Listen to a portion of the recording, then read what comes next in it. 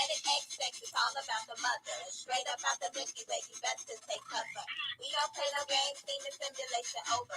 What's gonna happen next? We about to take over. Planet X sex is all about the mother. Straight up out the Milky Way, you best to take cover. We don't play no games, team and simulation over. What's gonna happen next? We about to take over. Yeah, I'm your lucky charm. Yeah, your poor leaf clover. Tried to kill me 9 times, but you can't harm a soldier. Maya, may I get hot like the sun. Oh, you thought you had a cookie, but you got the right one. Some things make you scream. Yeah, you see me in your dreams. I'm the one with the machete like a giant in your belly. End of the nation, gotta get to your station. It's the end of a world, ever great tribulation. Planet X sex is all about the mother. Straight up out the Milky Way, you best to take cover. We don't play no games, team and simulation over. What's gonna happen next? We about to take over. Planet X sex is all about the mother. Straight up out the Milky Way, you best to take cover. We don't play no games, team and simulation over. What's gonna happen next? We about to take over. I'm back like a planet, not Hebrew. I know they looking for me, but I am no you. Crystal, the catechism, eclipse of positivism, number 55. Yeah, it's my time. Sister, try to play your demons at the drop of a dime. Yo, that freedom ring is a hell of a time. Back to the motherland where the goddess resides. Have to lift in my lips, earth, take it in my hips. Till we look at water drips, oops, look, baby, slip. Oh, yeah, she is back and she's tipping the scale. And she here to remind you all dogs over here. Planet X sex is all about the mother. Straight up out the Milky Way, you best to take cover. We don't play no games, team and simulation over. What's gonna happen next? We about to take over. Planet X sex is all about the mother. Straight up out the Milky Way, you best to take cover. We don't play no games, team and simulation over. What's gonna happen next? We about to take over.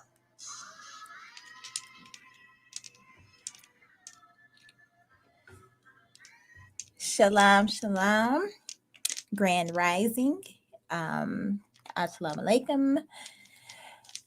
Hello to all who are listening. Peace be unto you. I hope that you're having a wonderful, beautiful day, as I am. Welcome back to another story time with your sister Shaya Loya. Back with the book When God Was a Woman. This is the last part of the book, and this chapter is chapter 10, called Unraveling the Myth of Adam and Eve. And without further ado, let's get started.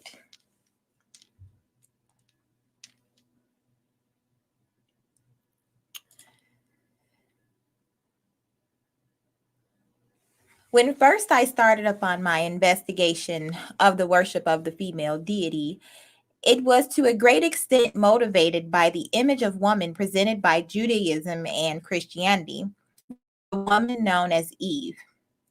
The further I explored the rites and symbolism of those who revered the divine ancestress, the more convinced I became that the Adam and Eve myth, most certainly a tale with a point of view and with a most biased proclamation for its ending, had actually been designed to be used in the continuous Levite battle to suppress the female religion.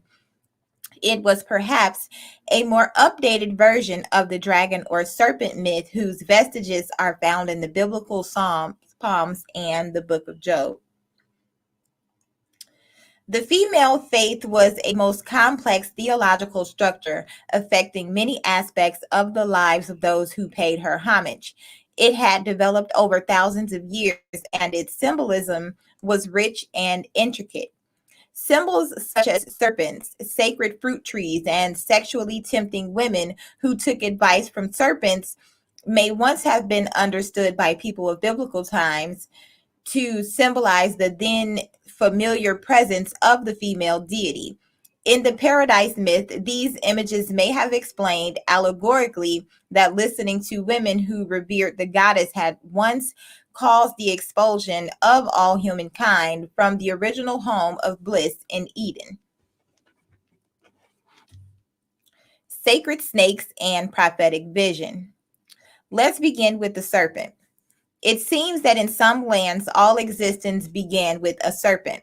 Despite the insistent, perhaps hopeful assumption that the serpent must have been regarded as a phallic symbol, it appears to have been primarily revered as a female in the Near and Middle East and generally linked to wisdom and prophetic counsel rather than fertility and growth, as is so often suggested.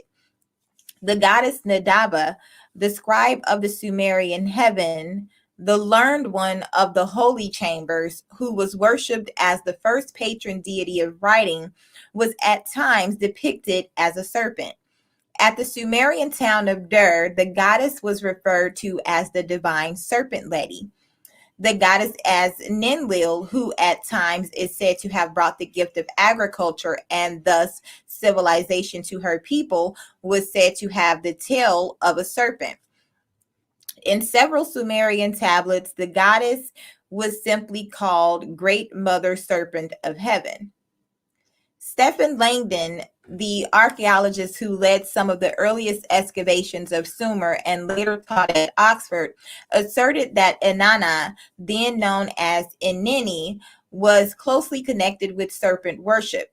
He also described her as the divine mother who reveals the laws. He wrote that the goddess known as Nina, another form of the name Inanna, perhaps an earlier one, was a serpent goddess in the most ancient Sumerian periods. He explained that as Nina, she was esteemed as an oracular deity and an interpreter of dreams, recording this prayer from a Sumerian tablet. O Nina of priestly rites, lady of precious decrees, prophetess of deities art thou, and commenting that the evidence points to an original serpent goddess as the interpreter of dreams of the unrevealed future.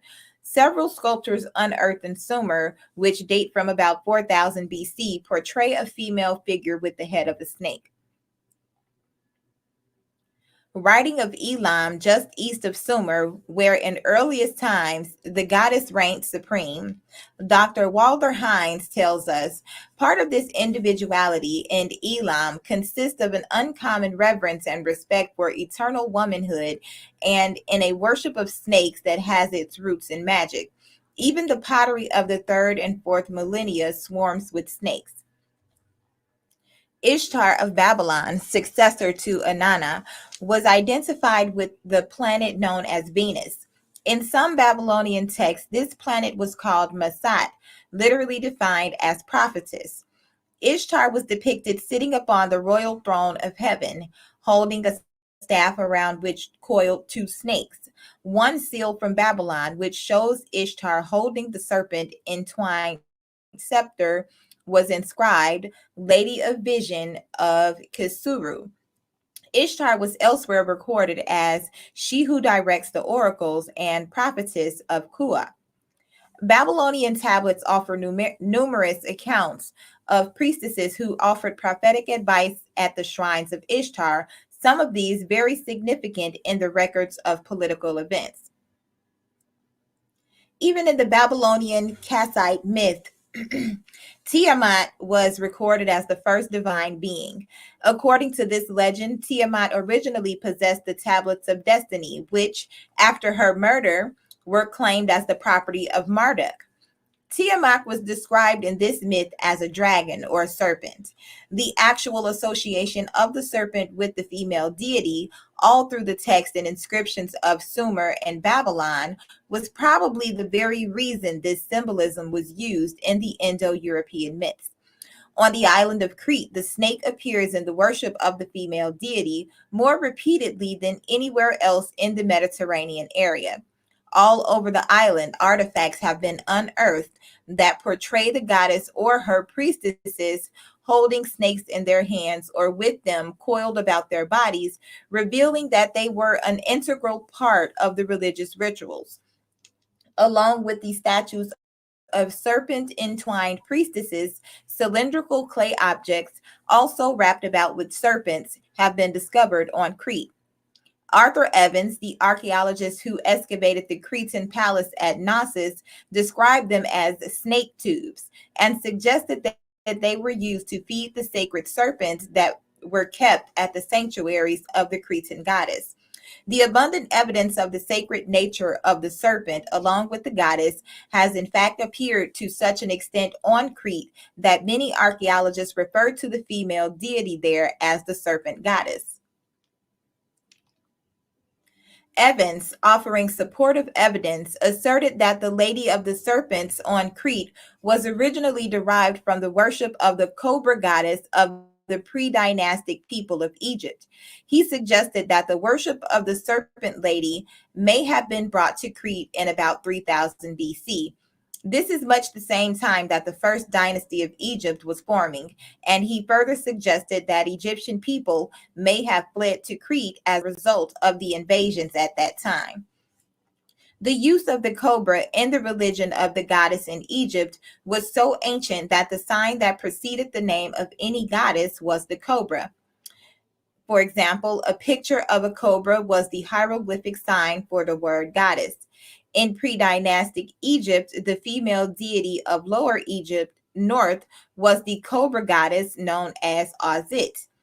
Not a great deal is known about this most ancient cobra goddess, but we later see her as the Aureus cobra worn upon the foreheads of other deities and Egyptian royalty.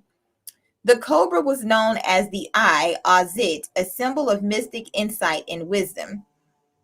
Later derivations of the cobra goddess, such as Hathor and Ma'at, were both known as the Eye.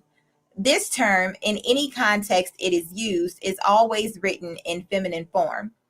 The position of the eye and its eventual association with male deities was explained in chapter 4. The goddess as Hathor was also associated with the male deity Horus. Her name actually means house of Hor, but one text preserved the story that Hathor had been the serpent who had existed before anything else had been created. She then made the heavens, the earth, and all life that existed on it. In this account, she was angry, though the text is not clear about the reason. She threatened to destroy all of creation and once more resume her original form as a serpent. A prophetic sanctuary stood in the Egyptian city of Buto, once the foremost religious center of the cobra goddess. The town was actually known as Per Uto in Egyptian, but the Greeks called it Buto, also applying this name to the cobra goddess herself.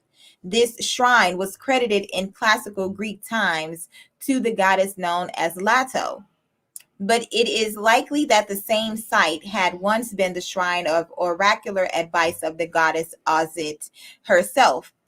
Herodotus reported that he saw enormous numbers of snake skeletons lying in a pass in that city. In Greece, we are afforded the closest look at the derivatives of the Egyptian and Cretan serpent goddess. Though the nature of the religion had undergone some major transformations after the invasions of the Achaeans and Dorians, who brought with them the worship of Zeus, many vestiges of the earlier images and symbolism still survived. This was especially manifested in the heroic figure of Athena. Her serpent continually appeared in legends, drawings, and sculptures. In some statues, it peered out from beneath her great bronze shield or stood by her side. A special building known as the Erectium stood on the Acropolis along her temple, the Parthenon. The Erectium was considered to be the home of Athena's snake, but the snake of the Greek goddess of wisdom, who was revered on the majestic heights of the Athenian Acropolis, was not a creation of the classical Greek period. Despite the Indo European Greek legend that suggests that Athena was born from the head of Zeus, the worship of the goddess had arrived on the Acropolis long before, with the Cretan goddess of the Mycenaean settlements.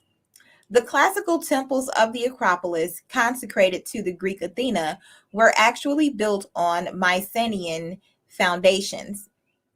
The connections began to take form.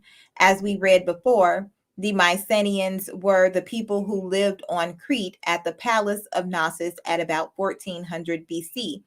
They had integrated the earlier Minoan Cretan culture into their own to such an extent that the worship is often described as the Minoan Mycenaean religion. Clothing styles, signet rings, murals, seals, and artifacts of all kinds reveal the great similarity of the Mycenaean religious beliefs to those of the Cretans. Once understanding these connections, we realize the significance of the fact that beneath the ruins of the classical Greek temples of Athens and Delphi, as well as many other Greek shrines where the goddess was most reverently associated with her serpent, lay these older Mycenaean remains. The shrine that perhaps offers the deepest insight into the connections of the female deity of Greece to the serpent goddess of Crete is Delphi. Under the classical temple and buildings of Delphi, Mycenaean artifacts and ruins of earlier shrines have been unearthed. In the earliest times, the goddess at Delphi was held sacred as the one who supplied the divine revelation spoken by the priestesses who served her. The woman who brought forth the oracles of divine wisdom was called the Pythia. Coiled about the tripod stood upon which she sat was a snake known as Python. Though in later Greek writings Python was male, in the earliest accounts Python was described as female. The serpent Python was of such importance that this city had once been known as Pytho. According to Pausanias, the earliest temple at this site had been built by women, while Aeschylus recorded that at this holiest of shrines, the goddess was extolled as the primeval prophetess. In later times, the priest of the male Apollo took over this shrine, and Greek legend tells us of the murder of Python by Apollo. The many sculptures and reliefs of women, generally described as the Amazons, fighting against men at this shrine may actually depict the initial seizure.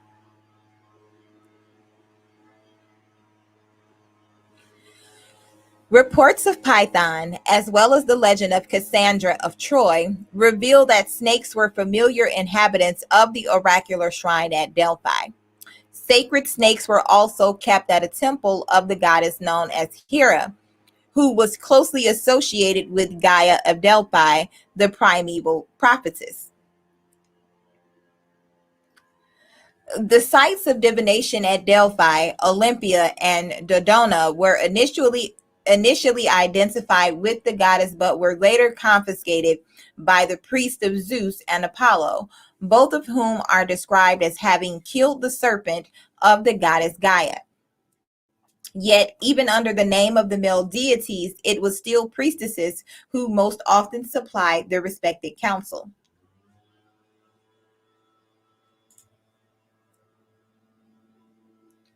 So far, we have seen that the female deity, as she was known in Babylon, Egypt, Crete, and Greece, was identified as or with serpents and closely associated with wisdom and prophecy. But it was not only in these lands that the serpent goddess was known. Again, when we look over to Canaan, which bordered on the Mediterranean Sea, as do Egypt, Crete, and Greece, we discover evidence of the esteem paid to the goddess as the serpent lady. The manner in which the connections occur are intriguing. They are really deserving of an entire book rather than the few paragraphs we have room for here. From Neolithic times onward, people were quite mobile, trading and warring in areas many miles from their original homes. Distant colonies were founded and settled where timber, gold, spices, and other valuable materials were found. Phoenician ships traversed not only the entire Mediterranean Sea and the inland rivers, but made their way well around the coast of Spain as far as Cadiz and possibly even up to the British Isles many centuries before the birth of Christ and the Roman invasions. Even before the Phoenicians, who were actually the Canaanites of Tyre and Sidon, there were groups of people who sailed the Mediterranean waters freely and who were known simply as the Sea Peoples. They appear to have traveled widely, often leaving behind them the evident remains of their visit or settlement. One such people were known as the Philistines. This name has been made familiar to us through the Bible, where they are continuously described as a treacherously evil people, obviously the arch enemies of the Hebrews. But as Professor R.K. Harrison wrote, archaeological excavations in Philistine territory have shown that it is clearly a mistake to regard the Philistines as synonymous with barbarity or cultural deficiency, as is so frequently done in common speech. The Philistine people present one of the most significant links between the worship of the serpent goddess of Crete and the female deity as she was revered in Canaan.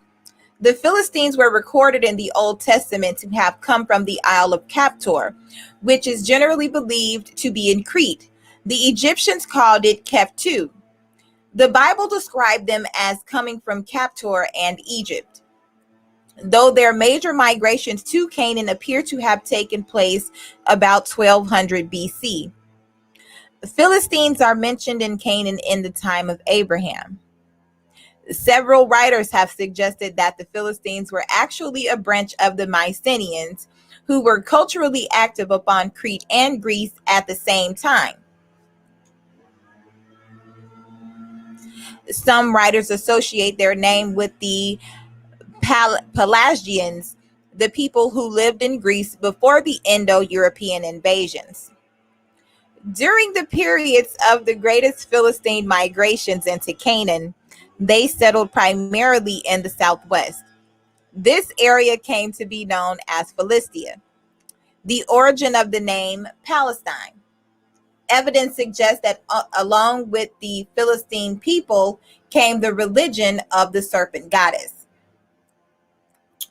Some of the most revealing evidence of the connections of the worship of the serpent goddess of Crete to the female deity of Canaan, as well as the nearby island of Cyprus, has been the discovery in both places of snake tubes, nearly identical to those found on Crete. Of even greater significance is the fact that a snake tube was unearthed in a Philistine temple devoted to the worship of Ashtoreth.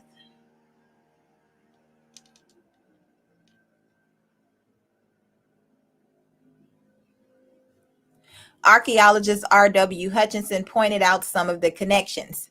The snake tubes of Gornia, a town on Crete, have interesting parallels outside Crete, and Evans collated a convincing series of examples of clay tubes connected with the household snake cult, some with mottled snakes crawling up them. Some of the more interesting examples of snake tubes, however, come not from Crete at all, but from late Bronze Age sites in Cyprus and Philistia. One tube found at Kition on Cyprus shows the snake tube converted into a dovecot. Another tube found in the house of Ashtoreth on the Philistine site of Bethshan, or Canaan, dated to the reign of Ramses II of Egypt, circa 1292 through 1225 BC, shows two snakes crawling round and into the tube. Another piece found at Beth Shan portrayed the goddess leaning from the window of a shrine while a serpent emerged from a lower level. At this same site, quite a few Astarte plaques were found, along with the statue of a woman, probably intended to represent a priestess, with a serpent coiled about her neck. Another interesting discovery made in this temple was a terracotta serpent with female breast. According to the Bible, it was this house of Ashtoreth in Beth Shan where the armor of the defeated Hebrew king Saul was victoriously displayed by the Philistines. 1 Samuel 31 and 10. On the nearby island of Cyprus, at another temple of Ashtoreth located in the town of Kition, near present-day Larnaca, not only a snake tube, most similar to those found on Crete, was discovered, but also a small clay figure holding a snake. Recent excavations at Kition have unearthed another figure of Ashtoreth. We may not be too surprised to learn that the Ashtoreth temple at Kition was built on what are thought to be Mycenaean or Cretan foundations. Though the presence of the Philistines alone might be sufficient to attest and explain the appearance of the serpent goddess in Canaan, her worship gained entrance into the promised land through other channels as well. The goddess is Hathor, the goddess Isis Hathor, whose worship assimilated that of Ozit, the cobra goddess of Egypt, was well known in certain sections of Sinai and Canaan. Even as early as the Second Dynasty, some of these places are believed to have been seaports or even colonies of Egypt. Some of the connections of the goddess in Canaan with the female deity, as she was known in Egypt, are revealed through their names. In Egypt, the Canaanite Ashtoreth was known as Asit. Again, much like Ozit and Aset. The name Atar, Mother Atar, was known in parts of Arabia, probably related to the name Hathor, but also to another Canaanite name for Ashtoreth, Ataret. Several ancient temples offer evidence of the connections between Isis Hathor and the goddess in Canaan. In both, she appears as the serpent goddess. At the first, Serabit el-Qadim, a shrine on the Sinai Peninsula close to the great Egyptian turquoise mines, bilingual Egyptian and Semitic inscriptions have been discovered. The inscriptions named the deity once worshipped at the shrine as the goddess Hathor. In these bilingual inscriptions, Hathor was also referred to as Baalat, meaning lady or goddess. As the word was then known in Canaan, J.R. Harris wrote of the temple on Sinai and discussed the relationship between the two names of the goddesses as she was known there. He explained, here she, Baalat, was evidently identified with the Egyptian goddess Hathor, at whose temple all the inscriptions were found. But perhaps most significant is the fact that on the walls of this shrine, two prayers had been carved into the stone. In both of these, the goddess was invoked as the serpent lady. Sir Flinders Petrie wrote of the probable oracles at the enclosures of the Serabit complex. This shrine on the Sinai Peninsula, which lies between Egypt and Canaan, is particularly worth noting since many scholars have suggested that it may have been on the route the Hebrew tribes took upon their exodus from Egypt. The Bible records that it was during this period in the desert that Moses came to possess the brazen serpent, which appeared 700 years later in the shrine in Jerusalem. It was eventually destroyed by the Hebrew reformer Hezekiah as a pagan abomination, but it is not inconceivable that it may have come into the possession of the Hebrews at Serabit and even have been accepted temporarily by Moses as a means of placating the Hebrew people. Yet this bronze serpent seems to have been identified with the goddess religion, for the Bible reveals that it was kept in the same temple in Jerusalem where in 700 BC we find vessels for Ashtoreth and Baal, the Asherah, the house of the sacred women and the women who wept for Tammuz. The title of Baalat as another name for Hathor leads to yet another shrine of the goddess, the one at the Canaanite port of Byblos, a site first settled as long ago as 6000 BC. As late as the 4th century BC, writings from Berytus or Beirut stated that the Baalat was still the principal deity of Byblos. Overlooking the Mediterranean waters on this coastal site of what is now Lebanon and what had once been Canaan, temple foundations date back to at least 2800 BC. Many records of Byblos tell us that it was during most periods closely aligned with Egypt. At this temple in Byblos, the goddess was revered both as Baalat and as Isis Hathor. Many symbols of the goddess and her cobra were found amid the ruins. One headband adorned with the rising cobra was constructed so that the snake would emerge from the forehead of the person who wore it, as the eye of wisdom. At this same site, two golden cobras and an offering bowl decorated with snakes were also unearthed. According to Egyptian legend, it was to this city of Byblos in Canaan that Isis had once traveled to retrieve the body of her dead brother/husband Osiris. Elsewhere in Canaan, evidence of snakes appears alongside the worship of the goddess. It seems likely that the majority of the sculptures and artifacts associated with the female deity and her serpent in Canaan may have met destruction at the time of the occupation of the Levite led Hebrews, yet scattered remains offer silent testimony to her one time existence, even in the cities of southern Canaan. At Ta'anak, a number of serpent heads were discovered, as well as a small figure holding a serpent. Here too was found a bronze figure of Ashtaroth, along with an inscription that the goddess gave the oracles by the pointing of her finger.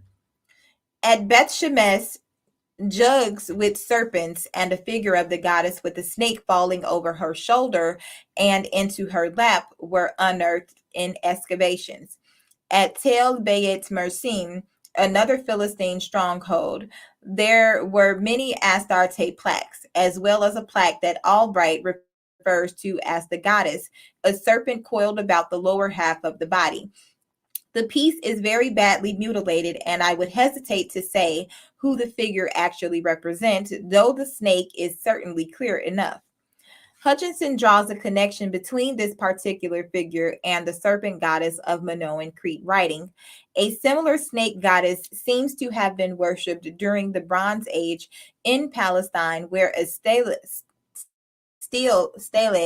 was found at Tel Beit Mersim in a deposit dated about 1600 BC, carved with the representation of a goddess with her snake curling round her body. This stele was practically contemporary with the faience figure of the snake goddess found in the temple repositories at Gnosis. Another bronze serpent was found at Shushan, while at Shechem, archaeologists unearthed the figure with a snake coiled about its body. At the town of Gezer, 18 miles northwest of Jerusalem, a bronze serpent was found near a cave which had been used as a religious sanctuary. There was also a plaque of the goddess with the cobra. Serpents also appear to have been depicted in the margins of the plaque. It has been suggested that in her outstretched arms, she once held serpents, as in so many of the other plaques of this type, which combine the aspects of both Ashtoreth and Hathor. Clay reliefs simply marked Kadesh or holy. A bronze figure of Ashtoreth was also discovered at this same site. Archaeologist R.A.S. McAllister described the excavation at Gezer in this way.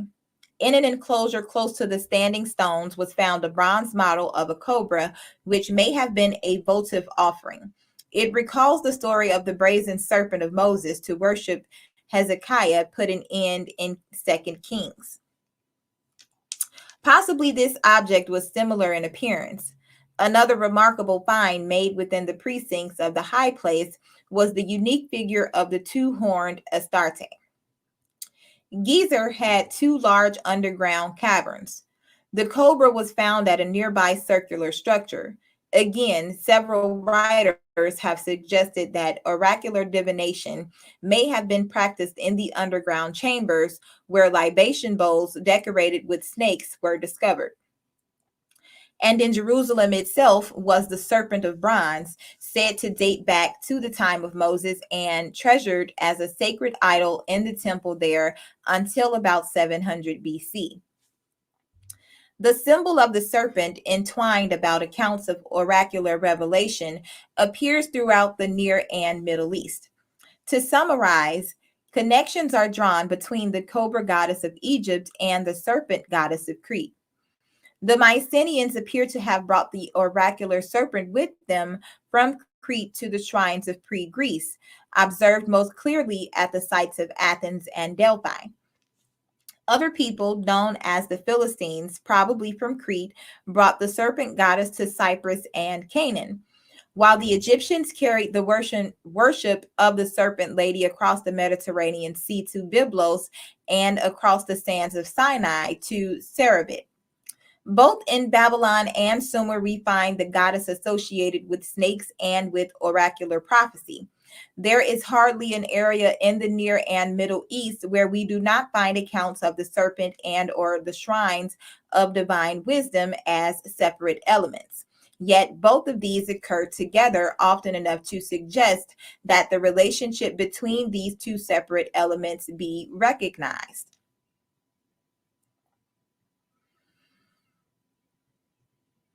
In questioning the nature and purpose of the oracular shrines and the priestesses who gave advice, historical records, especially in Babylon and Greece, explain that they were primarily utilized for vital political, governmental, and military matters. It was not only the belief that the priestesses could see into the future that made oracular divination so popular, but the idea that these women were understood to be in direct communication with the deity who possessed the wisdom of the universe. It is evident from the accounts of the people who believed in prophetic revelation that they did not view the future as totally predestined and determined by uncontrollable fates, but rather as something that could be acted upon, as long as one knew the most advantageous action to take. The oracular priestesses were not consulted for a firm prediction of the future, but for counsel as to the best strategy considering the situation. This advice was available at shrines all the way from Greece to Mesopotamia.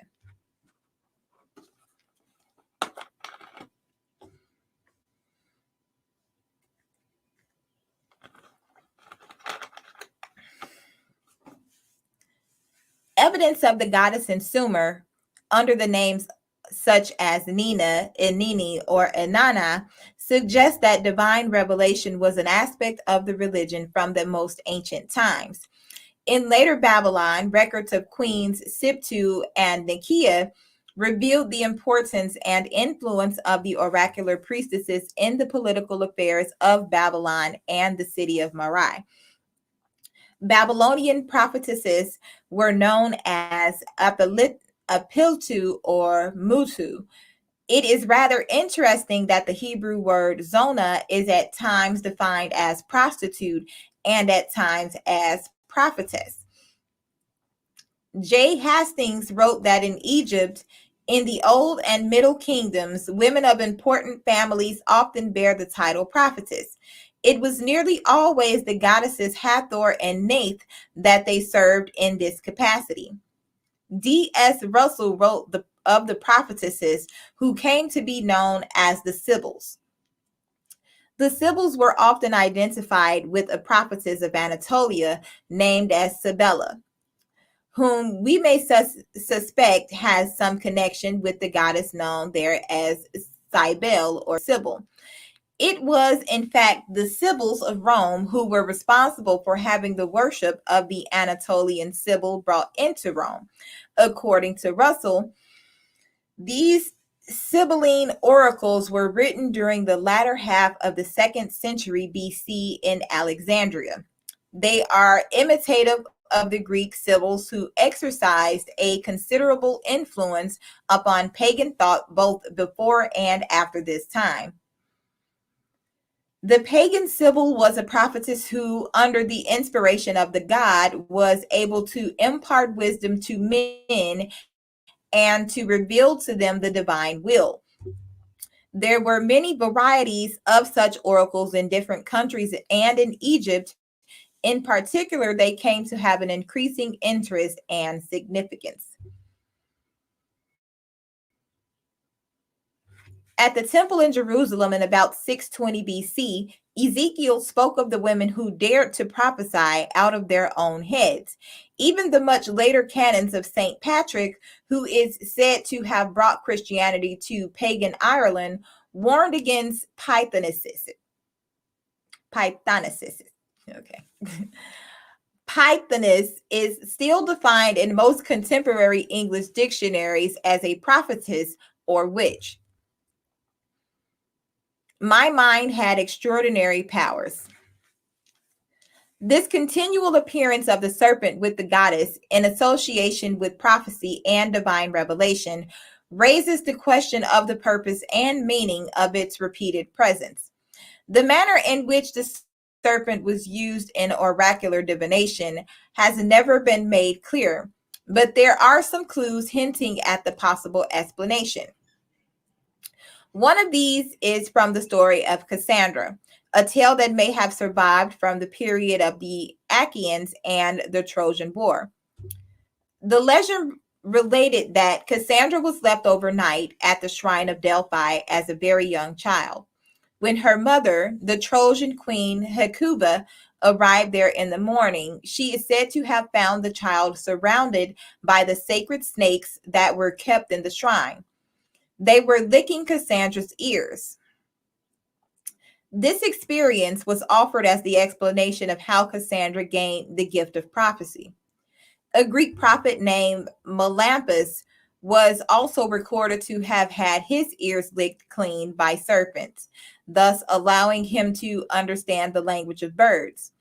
In the writings of Philostratus, he claimed that it was quite common for Arabians to understand divine revelations, especially the sounds of birds, explaining that they had acquired this ability by feeding themselves the heart or liver of serpents. The sounds of birds were very often associated with the oracular shrines of Greece, while on Crete and in Ascalon, Canaan, statues often included one or more doves perching on the head of the goddess or priestess. In both Hebrew and Arabic, the terms for magic are derived from the words meaning serpent. In Brittany, supernatural powers were said to be acquired by drinking both prepared broth prepared from serpents. Among the Sioux Indians in North America, the word wakan means both wizard and serpent. Indians in the Southwest United States had an initiation ritual in which a brave who had been chosen as eligible for the honor performed a dance in which he allowed himself to be bitten several times by a snake. As a result of this experience, provided he did not die, he was said to gain great wisdom and insight into the workings of the universe and the meaning of all things.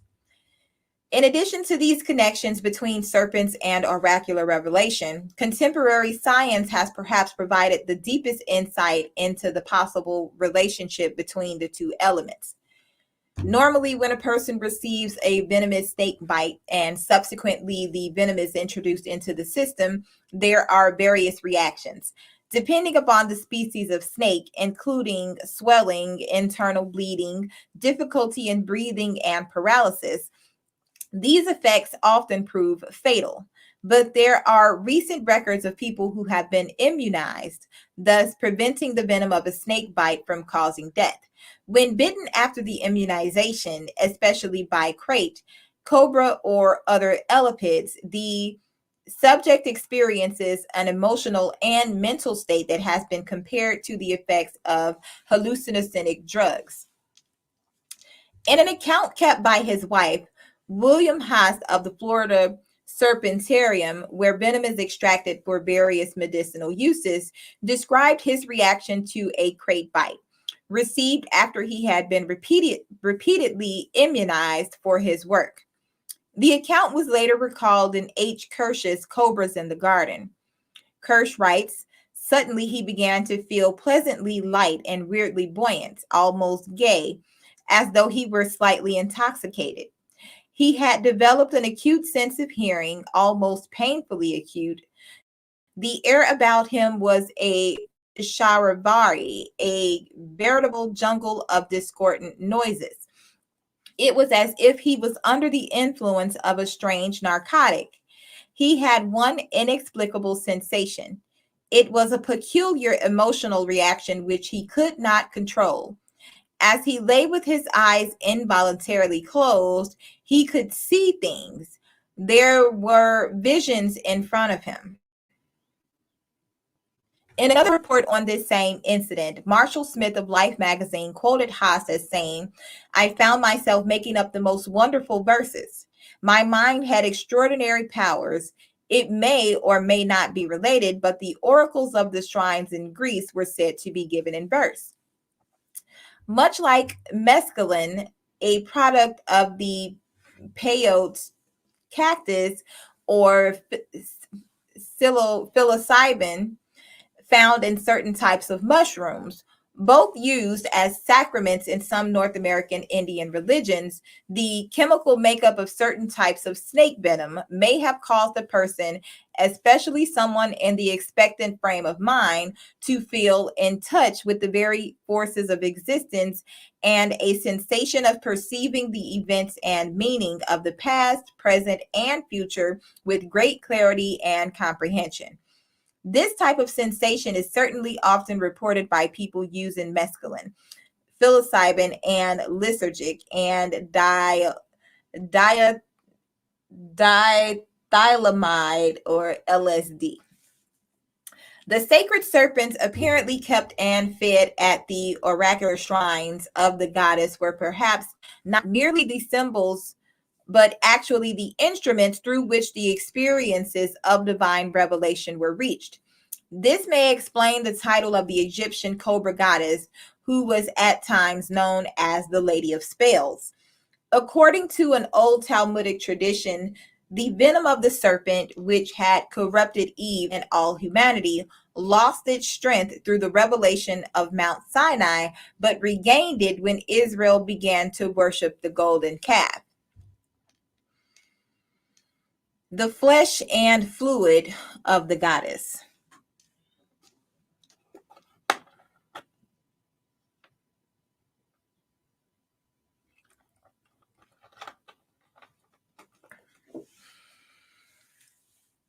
But the serpent is not the only link between the story of Adam and Eve and the worship of the goddess. Another most important symbol in the story is that of the tree of knowledge of good and evil, from which hung the forbidden fruit. There are legends known from classical Greece about the golden apple tree of the goddess Hera, about which the serpent Ladon coiled.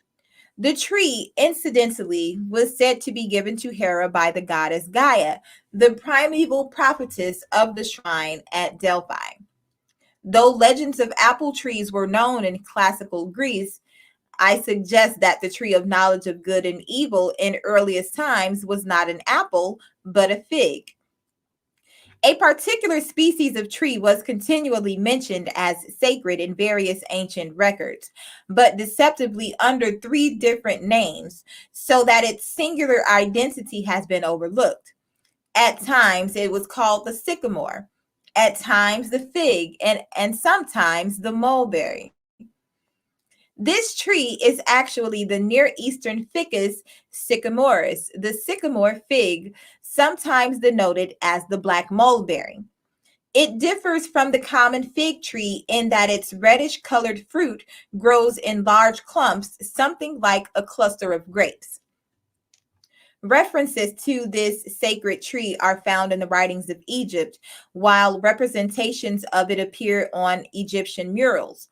The goddess Hathor of Egypt, revered both as the Eye of Wisdom and the Serpent Lady, was also known by another title, the Lady of the Sycamore.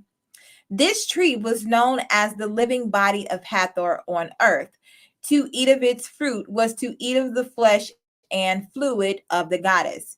Some Egyptian murals depicted the goddess within this tree, passing out its sacred fruit to the dead as the food of eternity, immortality, and continued life even after death. The type of tree represented on the signet rings of Crete was perhaps the same one, though depicted in a more symbolic form, simply showing the clusters of fruit. Evans suggested that the fig was sacred to the Cretans and described a section of a mural at Knossos where the tree alongside the altar was a fig. He also mentioned a group of sacred trees portrayed within the walls of a Cretan sanctuary, whose foliage showed them to be fig trees. Cretan seals and rings repeatedly depicted the goddess or her attendants alongside small fruit trees, caring for them, almost caressing them as if in sacred devotion. In India, where the fig is known as the pipal tree, it is still considered sacred.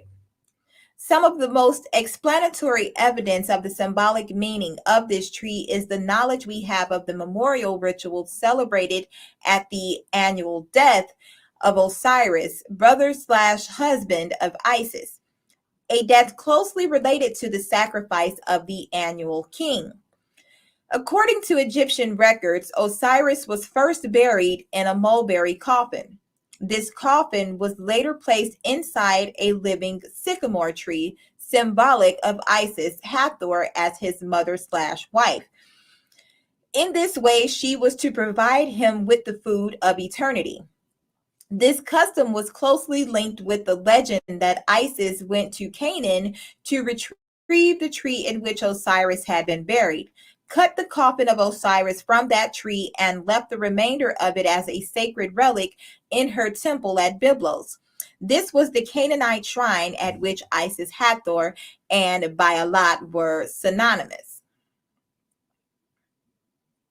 The sacred symbolism of this coffin tree of Hathor makes it likely that this was the tree repeatedly referred to in the Bible as the Asherah.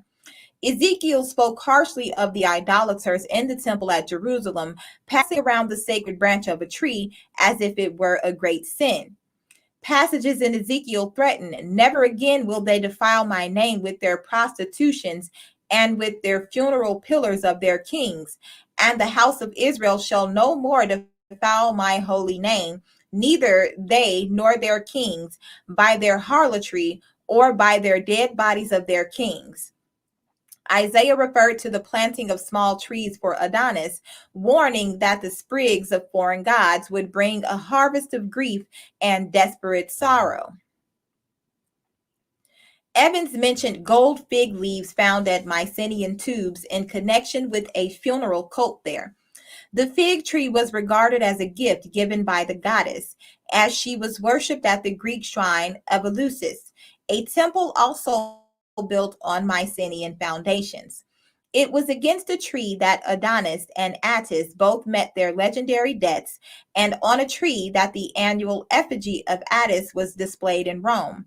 Dionysus, a figure quite similar to Attis and Adonis, associated with the worship of the goddess both at Delphi and Eleusis, was symbolically associated with the fig tree.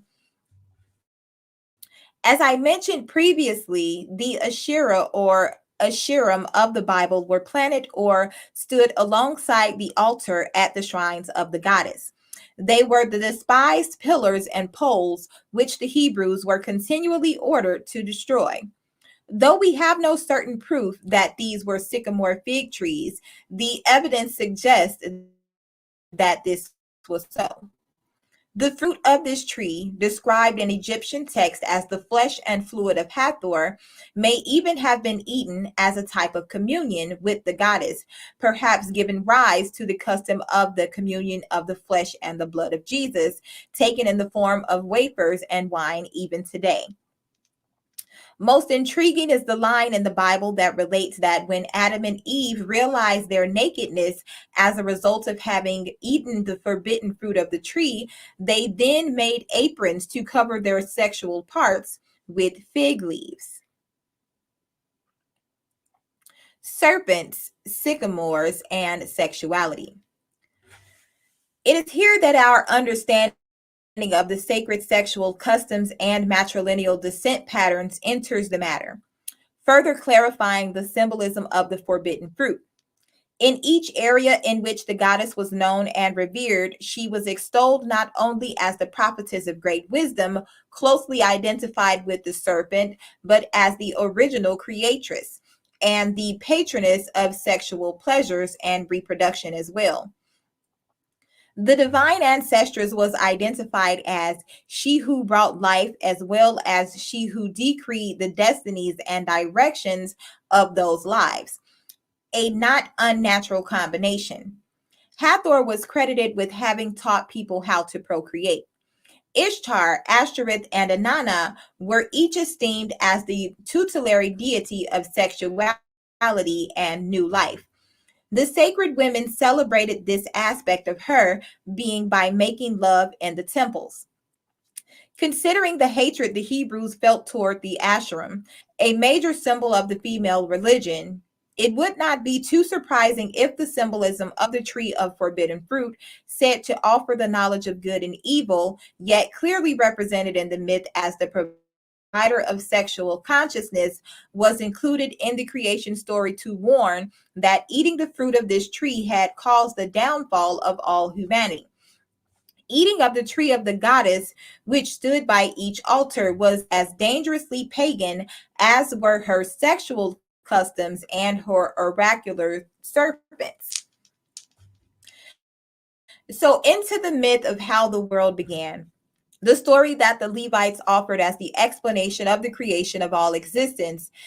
They placed the advisory serpent and the woman who accepted its counsel eating of the tree that gave her the understanding of what only the gods knew, the secret of sex, or how to create life. As the advocates of Yahweh destroyed the shrines of the female deity wherever they could, murdering when they could not convert, the Levite priesthood wrote the tale of creation. They announced that male supremacy was not a new idea, but in fact had been divinely decreed by the male deity at the very dawn of existence.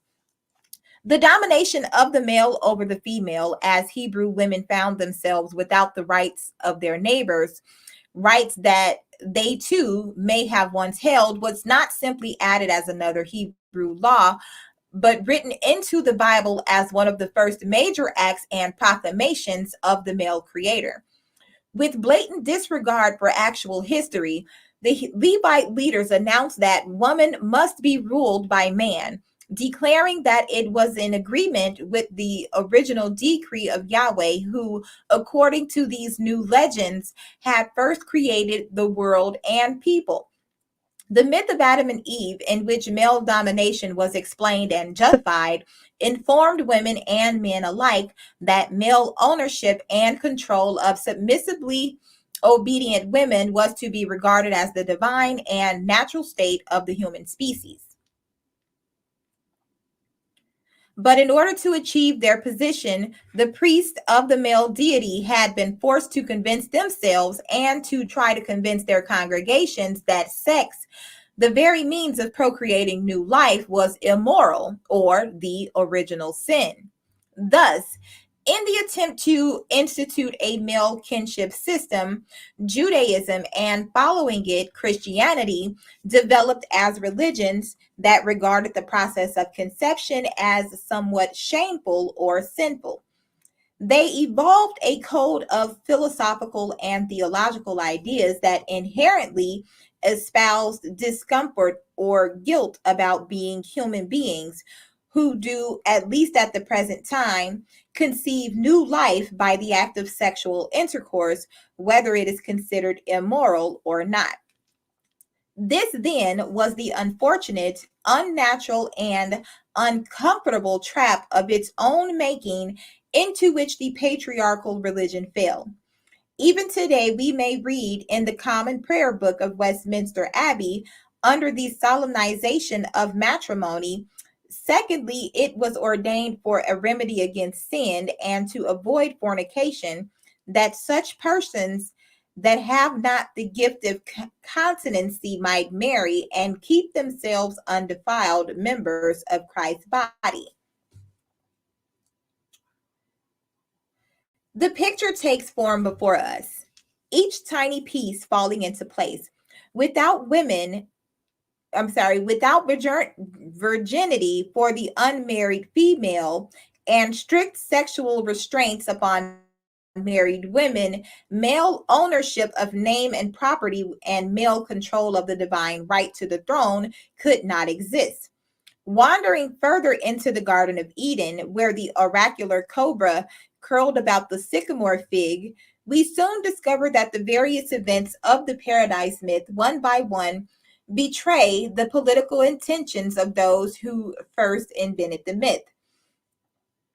A Levite account of creation, theology, or politics. Let us take a closer look at the tale of creation and the subsequent laws of paradise as related by the Hebrew leaders and later adopted and cherished by the advocates of Christianity. As we compare the Levite creation story with accounts of the goddess religion, we notice how at each turn, in each sentence of the biblical myth, the original tenets of the goddess religion were attacked. Stephen Langdon wrote, thus, beyond all doubt, the Nippurian school of Sumerian theology originally regarded man as having been created from clay by the great mother goddess. Professor Kramer tells us in a tablet which gives a list of Sumerian gods, the goddess Namu, written with the ideogram for C, is described as the mother who gave birth to heaven and earth. One Sumerian prayer goes as follows: Hear, O ye regions, the praise of Queen Nana. Magnify the creatress, exalt the dignified. Exalt the glorious one, draw nigh unto the mighty lady. The Egyptians wrote, in the beginning there was Isis, oldest of the old. She was the goddess from whom all becoming arose. Even in Babylonian periods, there were prayers to Mami or Aruru as the creator of human life. Yet the worshippers of Yahweh, perhaps 1,000 years later, asserted that it was a male who initially created the world. It was the first claim to male kinship. Maleness was primal. According to legends of Sumer and Babylon, women and men had been created simultaneously in pairs by the goddess. But in the male religion, it was of ultimate importance that the male was made first, and in the image of his creator, the second and third claims to male kinship rights. We are next told that from a small, rather insignificant part of man, his rib, woman, was formed. Despite all that we know about the biological facts of birth, facts the Levites certainly knew as well, we know about we are assured that the male does not come from the female, but the female from the male. We may be reminded of the Indo-European Greek story of Athena being born from the head of Zeus. Any unpleasant remnant or reminder of being born of woman had to be denied and changed. Just as in the myth of the creation through an act of masturbation by the Egyptian Ta, the divine ancestress was written out of reality. We are then informed that the woman made in this manner was presented as a gift to the man, declaring and assuring her status. Among those who accepted the myth as the property of the male, it tells us that she was given to him to keep him from being lonely as a helper fit for him. Thus, we are expected to understand that the sole and divine purpose of women's existence is to help or serve men in some way. The couple so designed was placed in the Garden of Eden, paradise, where the male deity warned them not to eat any of the fruit of the tree of knowledge of good and evil. To the ancient Hebrews, this tree was probably understood to represent the sacred sycamore fig of the goddess, the familiar Asherah, which stood beside the altars of the temples of the goddess and her Baal. The sacred branch being passed around in the temple, as described by Ezekiel, may have been the manner in which the fruit was taken as communion. According to Egyptian texts, to eat of this fruit was to eat of the flesh and the fluid of the goddess, the patroness of sexual pleasure and reproduction. According to the Bible story, the forbidden fruit caused the couple's conscious comprehension of sexuality. Upon eating the fruit, Adam and Eve became aware of the sexual nature of their own bodies, and they knew that they were naked. So it was that when the male deity found them, they had modestly covered their genitals with aprons of fig leaves. But it was vitally important to the construction of the Levite myth that they did not both decide to eat the forbidden fruit together, which would have been a more logical turn for the tale to take, since the fruit symbolized sexual consciousness. No, the priestly scribes make it exceedingly clear that the woman Eve ate of the fruit first, upon the advice and counsel of the serpent. It can hardly have been chance or coincidence that it was a serpent who offered Eve the advice. For people of that time knew that the serpent was the symbol, perhaps even the instrument of divine counsel in the religion of the goddess.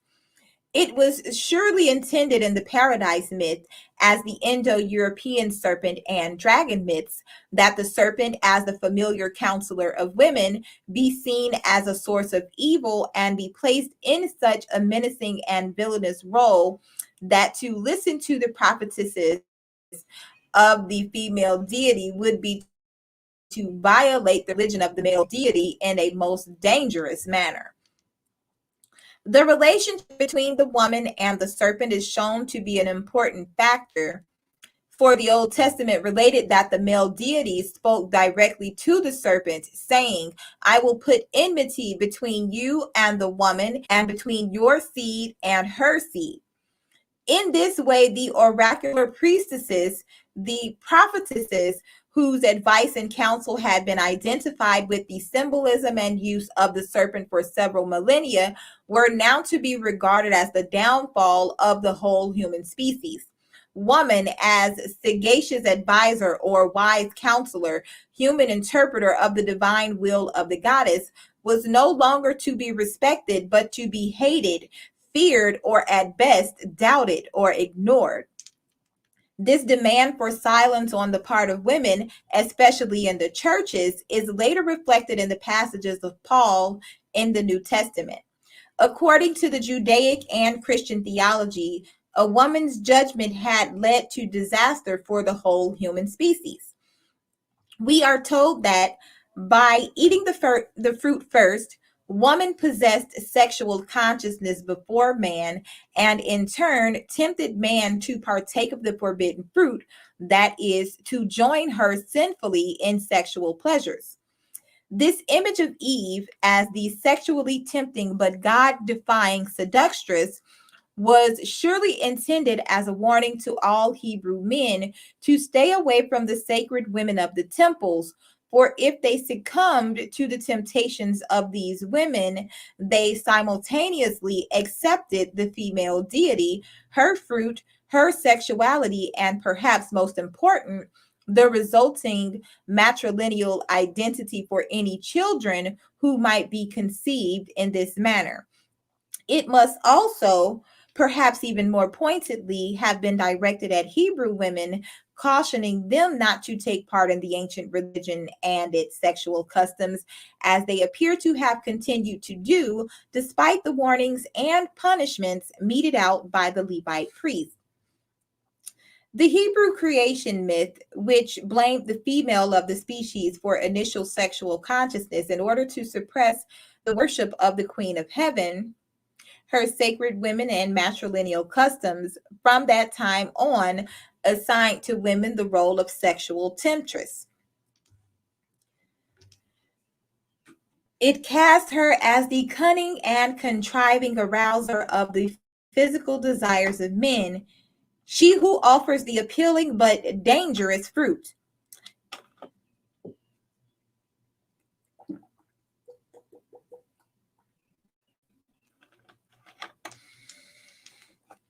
In the male religions, sexual drive was not to be regarded as the natural biological desires of women and men that encouraged the species to reproduce itself, but was to be viewed as woman's fault.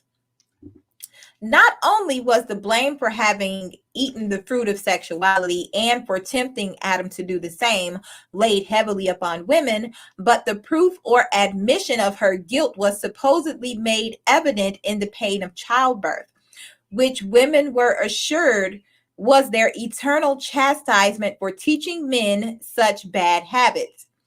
Eve was to be severely punished as the male deity decreed, I will greatly multiply your pain in childbearing. In pain you shall bring forth children, yet your desire shall be for your husband, and he shall rule over you.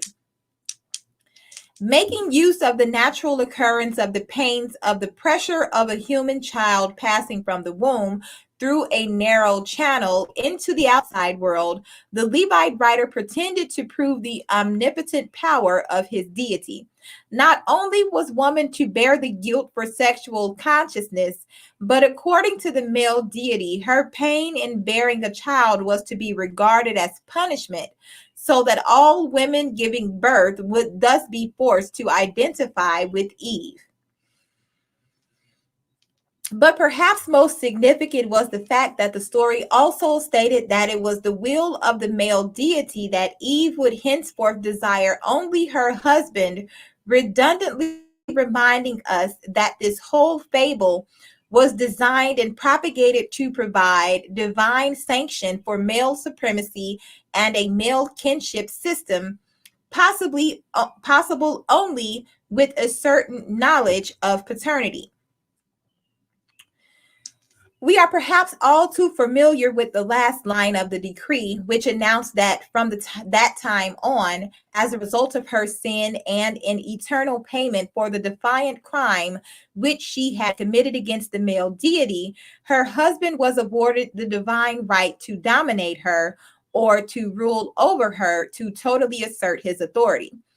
And in guilt for what she had supposedly done in the very beginning of time, as if in confession of her poor judgment, she was expected to submit obediently. We may consider here the more practical reality that once the economic security of women had been undermined by the institution of male kinship, women were forced into the position of accepting this one stable male provider as the one who ruled the roost. Once these edicts had been issued, the couple was expelled from the Garden of Eden, the original paradise where life had been so easy. From that time on, they were to labor for their livelihood, a most severe warning to any woman who might still have been tempted to defy the Levite Yahweh. For hadn't it been just such a woman, listening to the advice of the serpent, eating the forbidden fruit, suggesting that men try it too, and join her in sexual consciousness, who had once caused the downfall and misery of all humankind?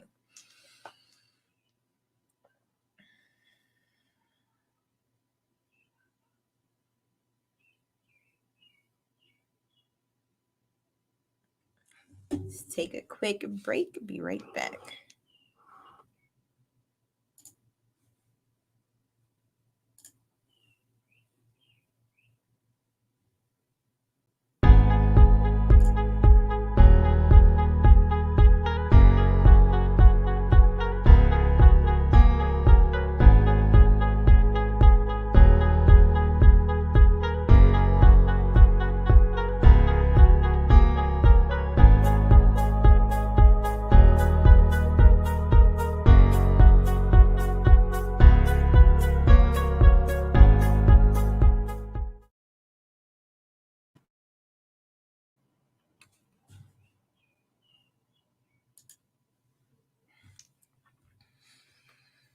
Okay, chapter 11, the daughters of Eve.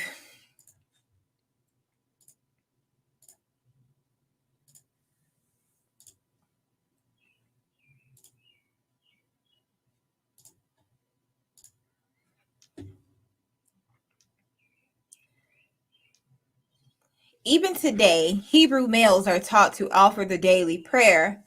Blessed art thou, O Lord our God, King of the universe, who has not made me a woman.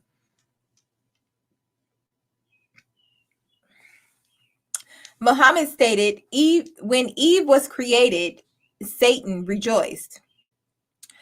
As the Hebrew myth of the creation was later adopted into the sacred literature of Christianity, along with all the other writings of the Old Testament, and the writers and religious leaders who followed Christ assumed the same pose of contempt for the female, continuing to use religion to lock women further into the role of passive and inferior beings, and thus the more easily controlled property of men. As the years went on and the position and status of women continued to lose ground, the church held fast to its goals of creating and maintaining a male dominated society.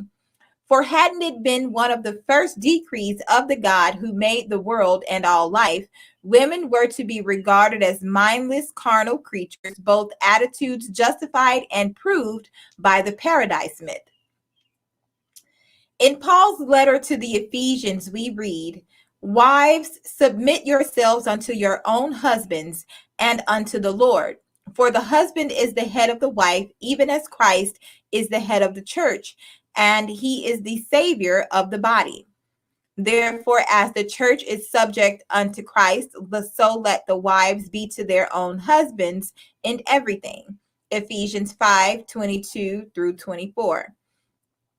This brings to mind the quote from Hosea, in which the husband so totally identified himself with the male deity that his words became the words of Yahweh.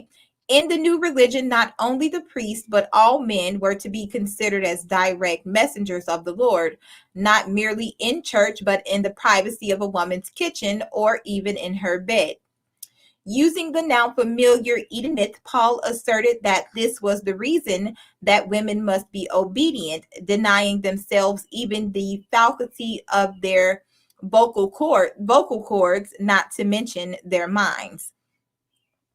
We read in 1 Timothy 2:11 through 14, "Let the woman learn in silence with all subjection. But I suffer not a woman to teach, nor to usurp authority over the man, but to be in silence. For Adam was first formed, and then Eve, and Adam was not deceived, but the woman being deceived was in the transgression." And in Corinthians, the word of the creation legend was brought home once again. The head of every man is Christ, and the head of the woman is the man, and the head of Christ is God. For man indeed ought not to cover his head, for as much as he is the image and glory of God, but the woman is the glory of the man.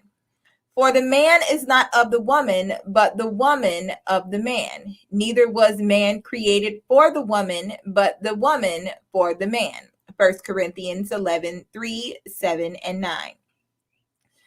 Statements carefully designed to suppress the earlier social structure continually presented the myth of Adam and Eve as divine proof that man must hold the ultimate authority. The status of the male deity was the status of the male mortal, and it was surely no accident that the Levite priest of Yahweh had fought so bitterly for his position. So intent was Paul on declaring maleness to be first that he was willing to blind himself to the biological truth of birth. For the man is not of the woman, but the woman of the man. Woman bears the pain, but man takes the credit. When the apostle Peter was in Anatolia, where the goddess was still revered, he condemned the pagans for the lust of defiling passion, much like the prophets of the Old Testament, angrily deriding those who reveled in the daytime. He complained that these heathens still followed Balaam. Peter solemnly lectured, "Likewise, ye wives, be in subjection to your own husbands, for after this manner in the old time, the holy women also, who trusted in God, adorned themselves, being in subjection to their own husbands." 1 Peter 3:1. Saint Clement, father of the Roman Church, denied women, in the name of the Lord, the pleasure and health and strength-building effects of such physical sports as wrestling and running, claiming that it was in greater accord with the Bible that women's activities be confined to spinning, weaving, and cooking. St. John Chrysostom, a Christian teacher of the 5th century, warned, "The woman taught once and ruined everything. On this account, let her not teach." St. Augustine of the same period claimed that man, but not woman, was made in God's image, and woman therefore is not complete without man, while he is complete alone. Taking his cue from these same biblical ideas, Martin Luther asserted in his writings that it was quite natural for women to be secondary to men. In his Vindication of Married Life, he wrote that men must continue to maintain their power over women, since man is higher and better than she. For the regimen and dominion belong to the man as the head and master of the house. 16th century Swiss reformer John Calvin also spoke out against political equality for women, stating that it would be a deviation from the original and proper order of nature. He even spoke favorably of polygamy, suggesting that it would help to keep women from being unwed and childless. In 1527, in a treatise on the freedom of will, Christian theologian Hubmaier wrote, "The reason that the fall of the soul is partially reparable, however, and not fatal, even here on earth, but the fall of the flesh is to a certain extent irreparable and deadly, is that Adam, as a type of the soul, as is Eve of the flesh, would have preferred not to eat of the forbidden tree. He was also not deceived by the serpent, but Eve was." 1 Timothy 2 and 14. Adam knew very well that the words of the serpent were contrary to the words of God, yet he willed to eat the fruit against his own conscience, so as not to vex or anger his rib, his flesh, Eve. He would have preferred not to do it. Dr. Margaret Murray suggested in several of her books that witch hunts of the Western world were actually a continuation of the suppression of the ancient pagan religions. Since women were the primary target and victims of those brutal massacres, and so many of the charges were in some way connected to sex, this is certainly a possibility. The goddess Danu, the divine ancestors of the Tuatha De Danann of Ireland, perhaps related to the goddess Diana of the Romans, Dion of the Greeks, and even Danu of India, may have been the basis of the worship labeled as the witch cult. We know that the worship of Isis was known in England during the Roman period. A Thames side temple of Isis in London and an altar to Isis in Chester both attest to the existence of her religion in the British Isles at that time. Murray quoted a 9th century statement concerning witches in which Diana was mentioned as their leader. "Certain wicked women, reverting to Satan and reduced by the illusions and phantasms of demons, believe and profess that they ride at night with Diana on certain beasts, with an innumerable multitude of women, passing over immense distances, obeying her commands as their mistress, and evoked by her on certain nights." In A Cauldron of Witches, Clifford Alderman relates that the story of Eve was once again put to use, this time to justify the murder of the many women who defied the church. In a 16th century church report, we read, "Woman is more carnal than man. There was a defect in the formation of the first woman, since she was formed with a bent rib. She is imperfect and thus always deceives. Witchcraft comes from carnal lust.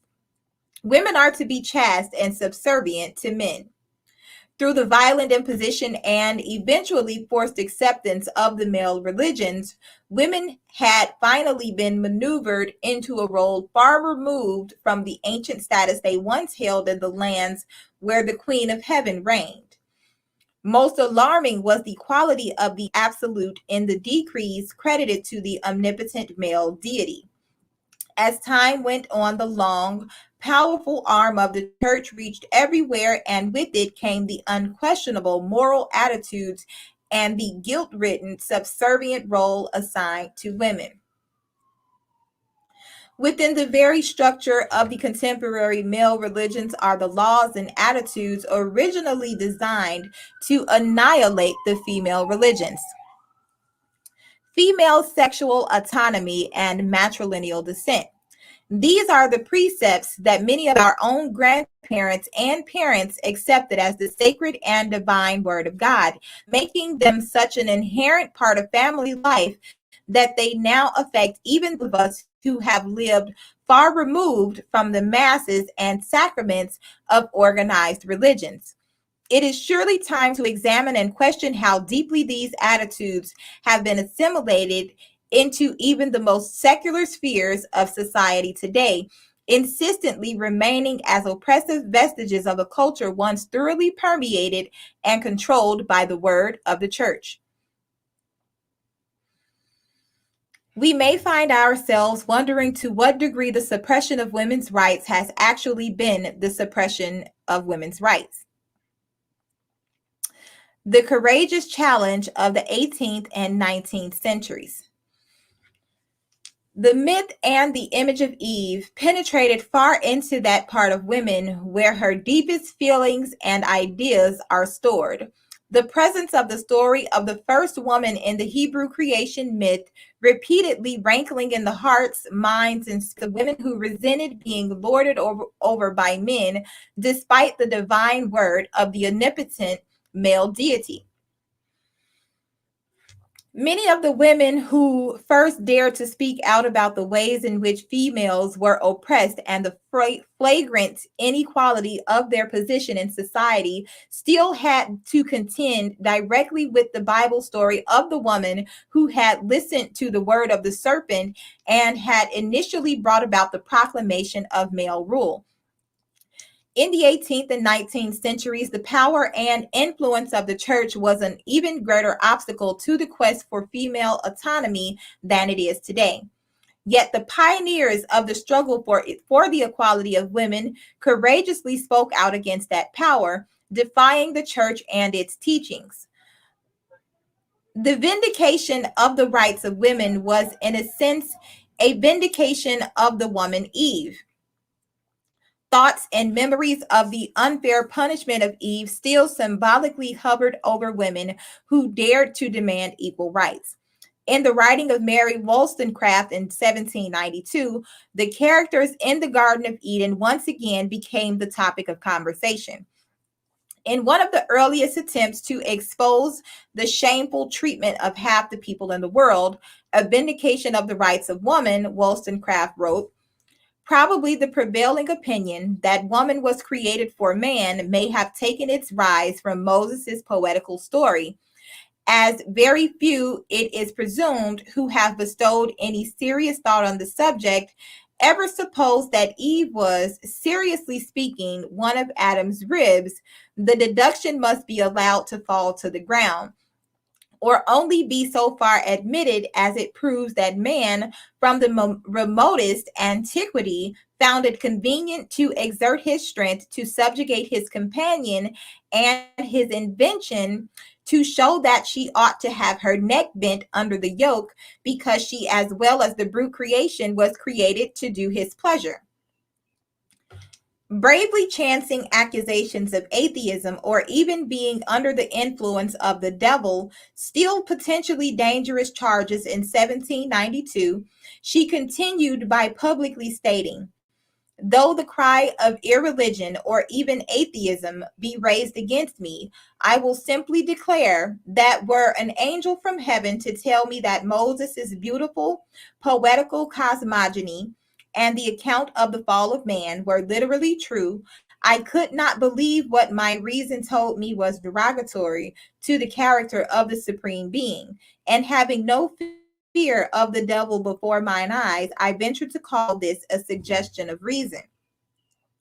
Also included in this same book was her critical analysis of Jean-Jacques Rousseau's Emile, the 1761 proposal for the education of children in a free society. This treatise, along with Rousseau's social contract, played an extremely influential role in both the American and French revolutions.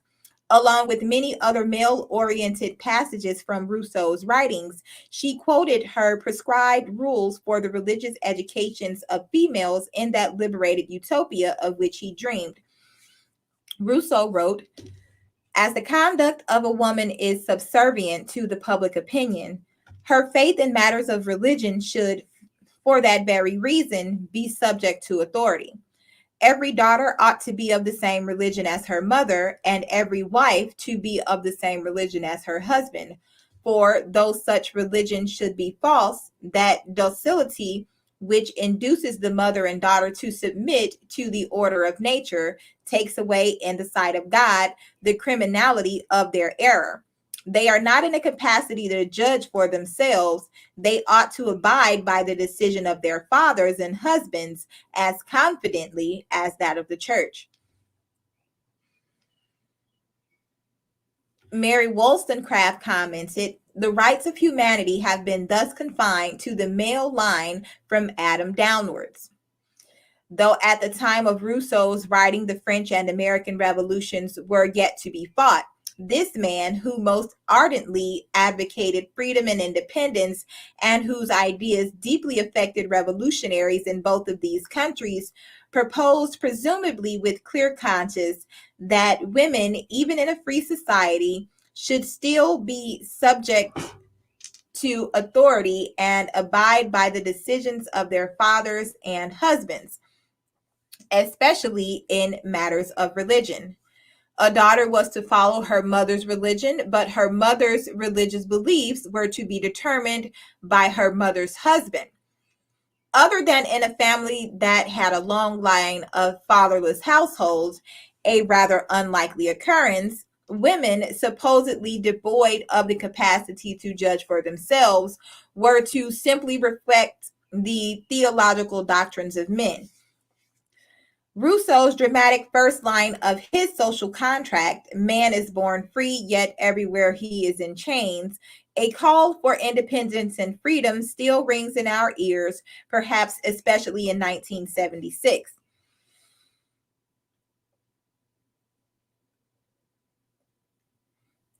Yet, according to this same author, the religious institutions and beliefs that insisted that male domination of the female was divinely ordained, religion being primarily Christian in France and the colonies of North America, were to continue to be accepted by women without question. In 1838, 62 years after the American Revolution, another staunch fighter demanding equal rights for women wrote once again of the mythological mother of all Jewish and Christian women, as Eve's sin and punishment continued universally to explain the right of men to oppress and subjugate women. Sarah Grimke, as if in a court of cosmic law, presented the argument that even if the original account had been true, hadn't women surely served their time? Woman, I am aware, stands charged to the present day with having brought sin into the world. I shall not repel the charges by any counter assertions, although, as was hinted, Adam's ready acquiescence with his wife's proposal does not savor much of that superiority in strength of mind that is aggregated by man. Even admitting that Eve was the greater sinner, it seems to me that man might be satisfied with the dominion he has claimed and exercised for nearly 6,000 years, and that more true nobility would be manifested by endeavoring to raise the fallen and invigorate the weak, than by keeping women in subjection. I ask no favors for my sex. I surrender not our claim to equality. All I ask of our brethren is that they will take their feet from off our necks. Lucy Commissar, former vice president of the National Organization of Women, or NOW, in America, in her informative study, The New Feminism, described that early period of women's struggle for liberation and the opposition. She explains that women first became aware of their own problems of oppression when they tried to speak out in favor of the abolition of Black slavery, relating that women's attempt to take part in politics aroused the ear of the church, the official representatives of the word of the male deity. When Sarah and Angelina Grimke toured New England to speak against slavery in 1836, the Council of Congregational Ministers of Massachusetts issued a statement attacking them and pointing out that the power of a woman is her dependency flowing from the consciousness of that weakness which God has given her for her protection. When she assumes the place and tone of man as a public reformer, she yields the power which God has given her for her protection, and her character becomes unnatural. But Sarah Grimke was not afraid to fight back, even in times when the church had not long before emerged from its practice of burning women at the stake for much less. In angry retort, she explained the advantage of the male religions for men and the disadvantages for women by answering, as they have determined that Jehovah has placed women on a lower platform than man. They, of course, wish to keep her there, and henceforth the noble faculties of our minds are crushed, and the noble reasoning powers are almost wholly uncultivated. Several women concerned with the abolition of slavery planned to attend an international conference in London that had been arranged to discuss the problem, only to find that a group of American clergymen had taken it upon themselves to precede them to London to warn the English clergymen that they were coming and even intended to speak. This set off a lengthy debate among the men about the admission of women, which resulted in the decision that the women who attended would be allowed to be present, but only if they sat silently behind a curtained enclosure. It was the shock of this decision that eventually brought about the first women's right conference at Seneca Falls, New York. At that meeting in 1848, a Women's Declaration of Independence was drawn up. And once again, women spoke out against the lowly position that the church had assigned them. Into that declaration, some 15 centuries after the major obliteration of the worship of the Queen of Heaven and her priestesses, it was written, "He, man, allows her in church as well as state, but in a subordinate position, claiming apostolic authority for her exclusion from the ministry, and with some exceptions from any public participation in the affairs of the church. He has usurped the prerogative of Jehovah himself, claiming as his right to assign for her a sphere of action when that belongs to her conscience and her God."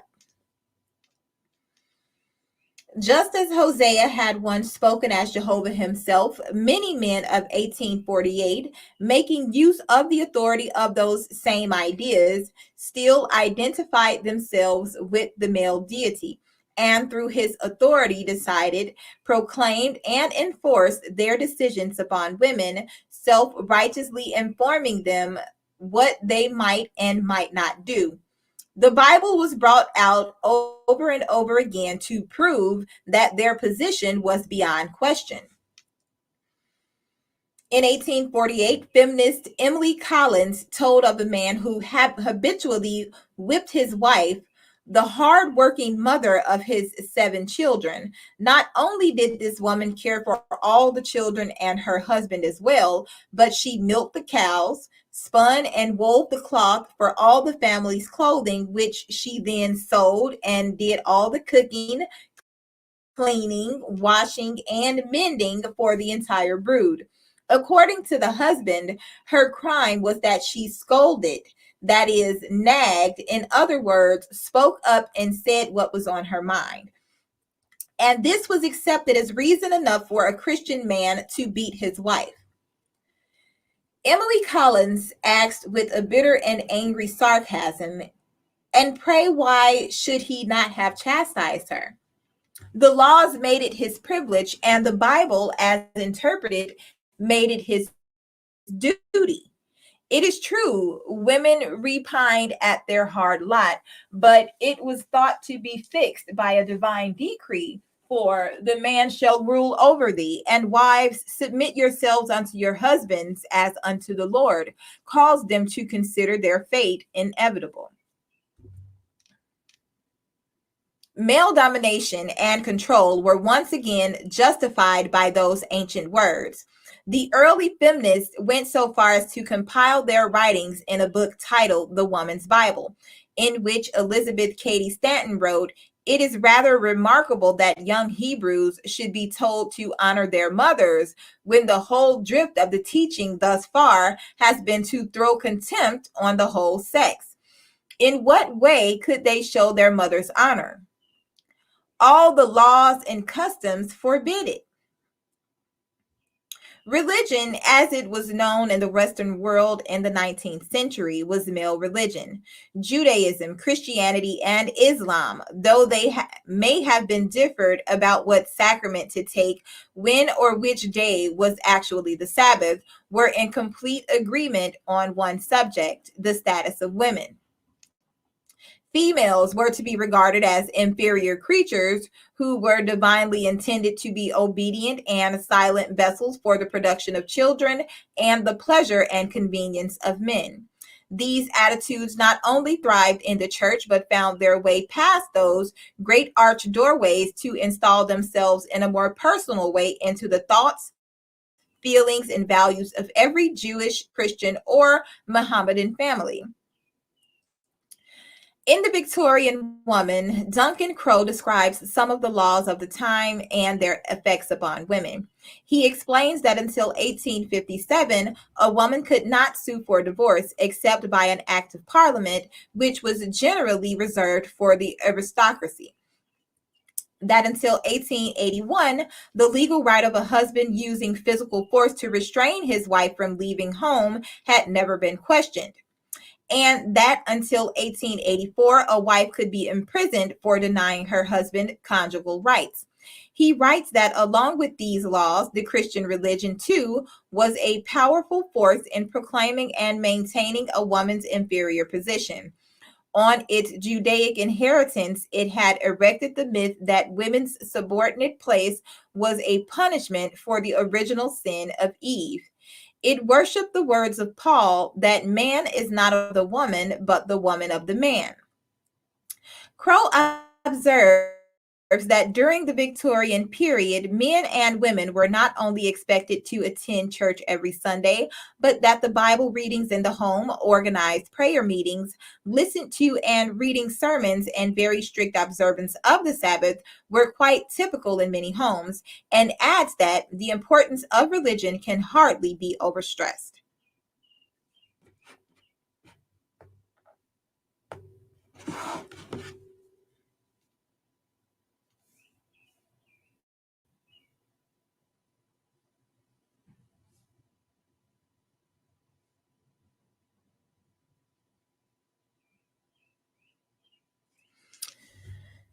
In 1876, when Annie Besant defended a pamphlet on the use of contraception, she met great resistance from the government and the church.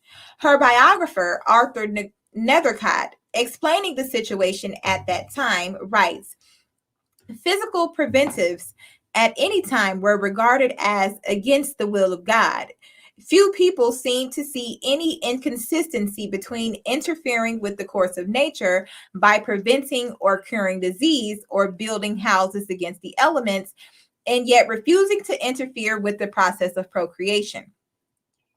The courageous Annie Besant also wrote on the laws concerning the custody of children, suggesting that many of the attitudes of the times were not far from the Hebrew attitudes when woman was still regarded as a chattel.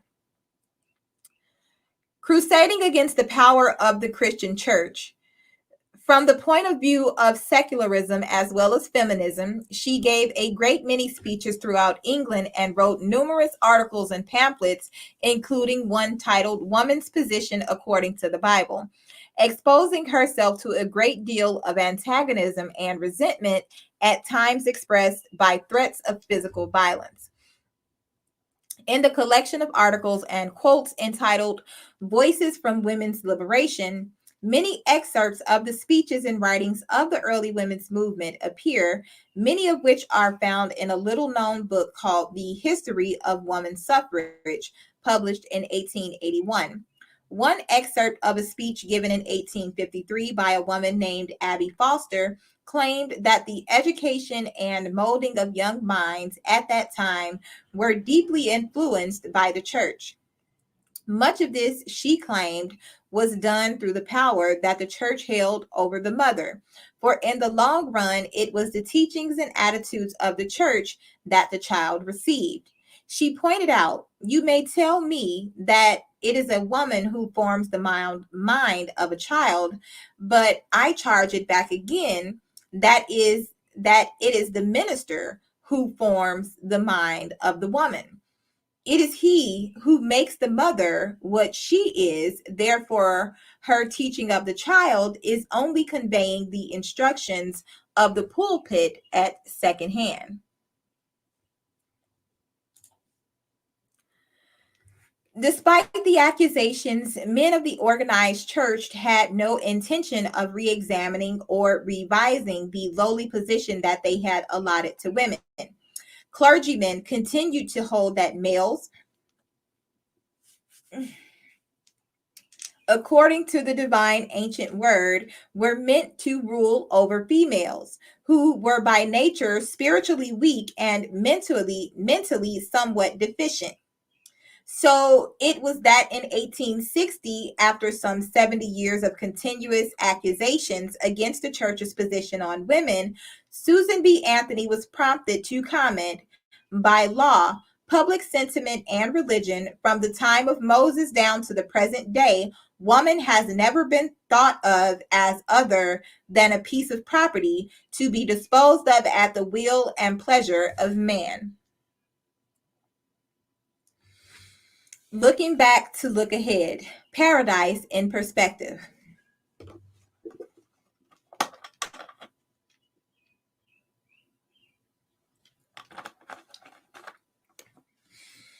As the struggle to obtain equal rights for women continued to gather force, the church continued to exercise its power and influence with great zeal, carefully protecting the cherished and holy concept of male supremacy. Despite the arrogance of male comments, which were often little more than apparent admissions of the discomfort of the ruling class in fear of being deposed, scantily clad in what they tried to pass off as easy jest of humor, the antagonism at times broke out as vicious physical violence when the humor failed to work. Commissar explains that the clergy were often in the forefront of the fight against suffrage, dredging up quotations from the Bible to prove that the natural order of things was female obedience to man.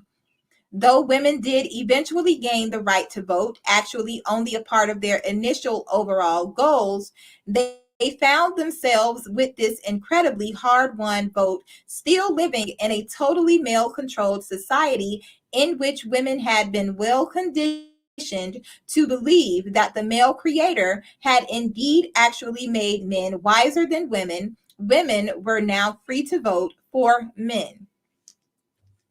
Those in political control often spoke of state and God in one breath.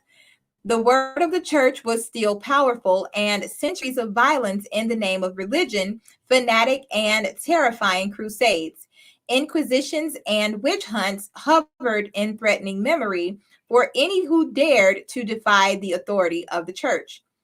Fear and terror had forced the precepts of the male religions into all aspects of society, and the institution that had so persistently annihilated the worship of the Queen of Heaven now offered in her stead the guilty, sinful, painful, obedient role of Eve.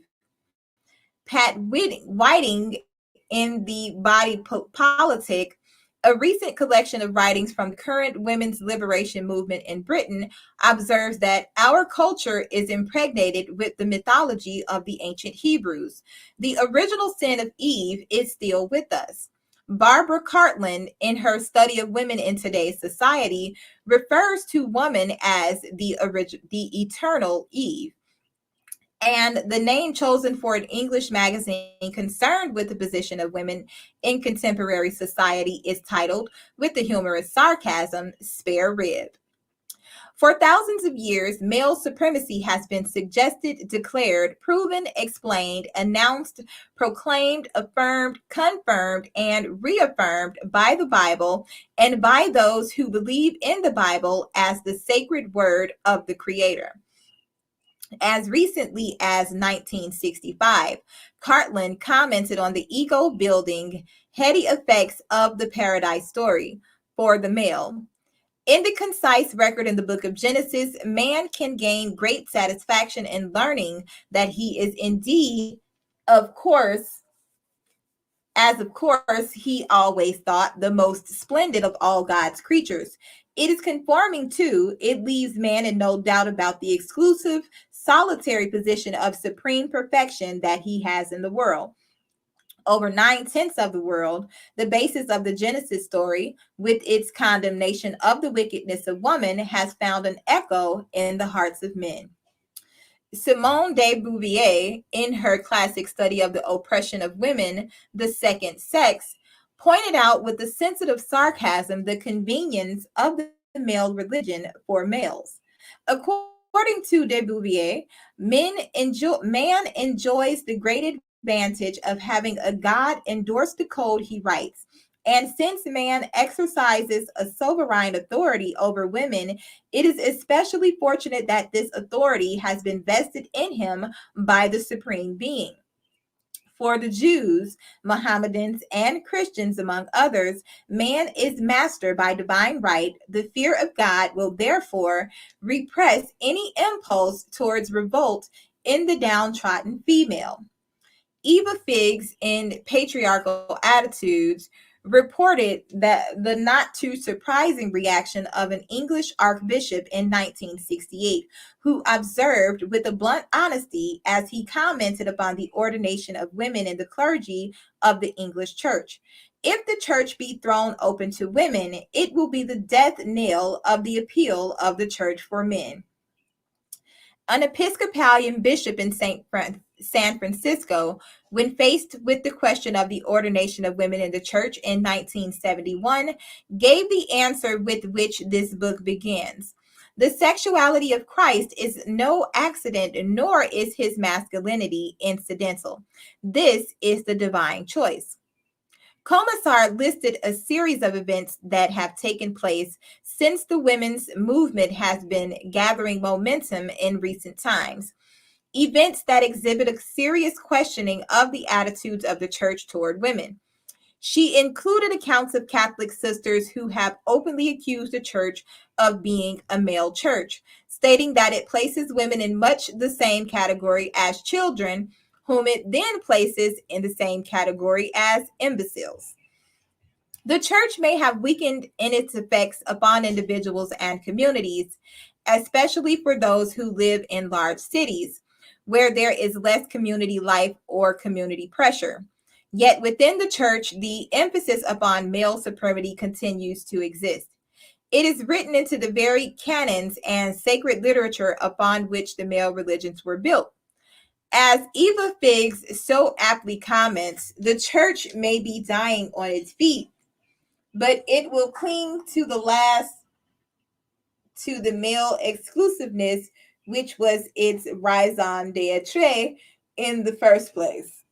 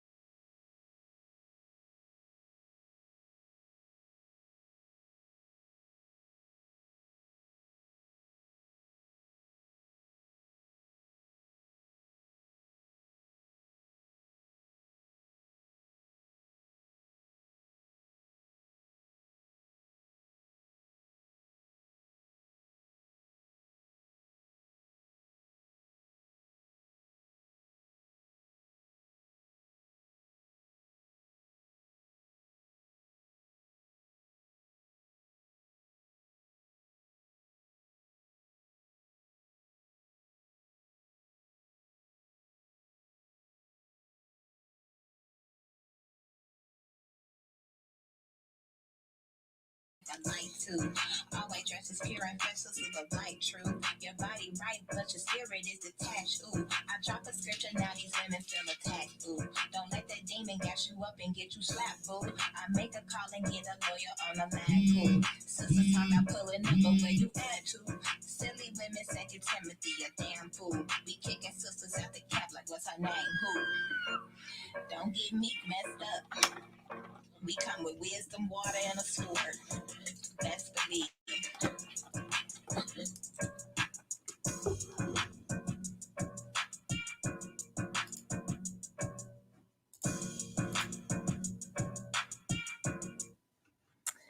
All right. Sorry about that. Don't know if the music was playing or not. I was on mute. But let's continue.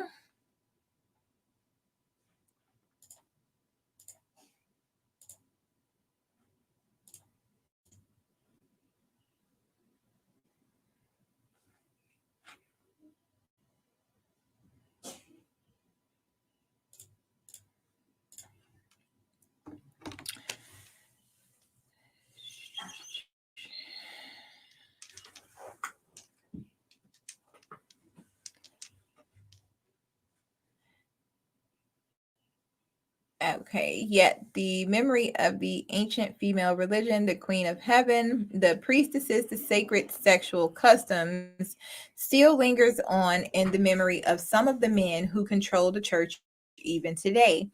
In the Times, London, on 23rd of May 1973, an article appeared headed Priestesses, a Shift to Pagan Creeds. Once again, the ordination of women in the male controlled church set off the reaction. According to the Times religious affairs correspondent, a warning that the admission of women to the priesthood in the Church of England would be a subtle shift towards the old pagan religions was given by the Bishop of Exeter, Dr. Mortimer, to the Convocation of Canterbury yesterday. In the old nature religions, he declared, priestesses were common, and we all know the kinds of religions they were and are. The church has too often adapted to changing conditions in the past and had to be doubly careful in a sex obsessed culture. Whatever the condition of the church at this point in history, we cannot afford to ignore or dismiss lightly the far reaching effects that centuries of church power continue to have on each of us today, no matter how far removed we may be from the actual pulpit or altar. It is the rare family that can trace back beyond 2 or 3 generations and not find that their predecessors were deeply immersed in the attitudes and values of one of the male oriented religions. It is for this reason that religious pressures are not as far from us as we might prefer to think. For within the very structure of family life, in families that do or did embrace the male religions are the almost invisibly accepted social customs and life patterns that reflect the one-time strict adherence to the biblical scriptures. Attitudes toward double standard premarital virginity, double standard marital fidelity, the sexual autonomy of women, illegitimacy, abortion, contraception, rape, childbirth, the importance of marriage and children to women, the abilities and role of women in marriage, women as objects, the sexual identification of passivity and aggressiveness, the roles of women and men in work or social situations, women who express their ideas, female leadership, the intellectual activities of women, the economic activities and needs of women, and the automatic assumption of the male as breadwinner and protector have all become so deeply ingrained that feelings and values concerning these subjects are often regarded by both women and men as natural tendencies or even human instinct. Biblical attitudes may no longer be justified to many contemporary women or men as being vital or absolute because the Lord has decreed that they were so. But centuries of having followed these religiously based precepts have provided the next argument. People have always accepted them as right. Therefore, they must be the natural, normal way of being. The knowledge of the early female religions, so often revealing human behavior and attitudes that were the very antithesis of these so-called natural human tendencies, and which, as we have seen, were actually the underlying cause of so many of these later religious reactions and attitudes, rests almost totally forgotten or misunderstood. The accidental or intentional censorship in general education and popular literature denies the very reality of their importance or even their existence. As recently as 1971, one extremely knowledgeable and educated woman began a book on the political struggles of women today by covering the ancient female religion in 3 lines. She wrote that pagan religions originally worshipped women, but that in an era we know little about, gods replaced goddesses and male supremacy in religion was established. Another recent book on the status of women in history starts with Greece. The introduction vaguely hinting that the culture of Crete was the only major society to precede Greece, and that almost nothing is known of Crete or any of the other early cultures. A woman anthropology professor from a well known university in the United States assured a group of women at a women's studies conference in 1971 that all goddesses were simply obese, naked fertility figures developed and worshipped by men. It is time to bring the facts about the early female religions to light. They have been hidden away too long. With these facts, we will be able to understand the earliest development of Judaism, Christianity, and Islam, and their reactions to the female religions and customs that preceded them. With these facts, we will be able to understand how these reactions led to the political attitudes and historical events that occurred as these male oriented religions were forming. Attitudes and events that played such a major part in formulating the image of women during and since those times. With these facts, we will be able to clear away the centuries of confusion, misunderstanding, and suppression of information so that we may gain the vantage point necessary for examining the image, status, and roles still assigned to women today. With these facts, we will gain the historical and political perspective that will enable us to refute the ideas of natural or divinely ordained roles, finally opening the way for a more realistic recognition of the capabilities and potential of children and adults, whether female or male, as individual human beings. When the ancient sources of the gender stereotyping of today are better understood, the myth of the Garden of Eden will no longer be able to haunt us. Killing off a defiant consort was not the answer, any more than silencing and debilitating women economically has been. Perhaps when women and men bite that apple or fig at the same time, learn to consider each other's ideas and opinions with respect and regard the world and its riches as a place that belongs to every living being on it, we can begin to say we have become a truly civilized species.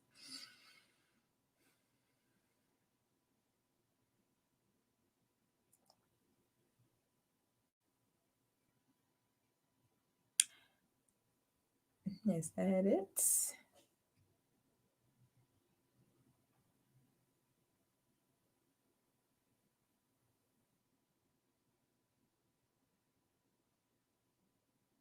I guess so. Okay. So that's the end of that. And again, this book is called When God Was a Woman by Merlin Stone. You can get the link to purchase the book in the description. Again, thank you all for listening. Not sure what book I want to read next. Mike, go ahead and read this one. This is the revised and updated volume 1, Book of Eden, The Knowledge of Good and Evil. I might be bouncing from here and the Golden Bow, because there's a lot of information in that book. It's really huge. So, again, thanks again for listening. Don't forget to like, share, and subscribe. If you would like to donate, the information is across the screen as well as in the description box, as well as on the YouTube main page. And that's it. Thanks again. Shalom. Peace be unto you. Assalamu alaikum. Shalom. Holla.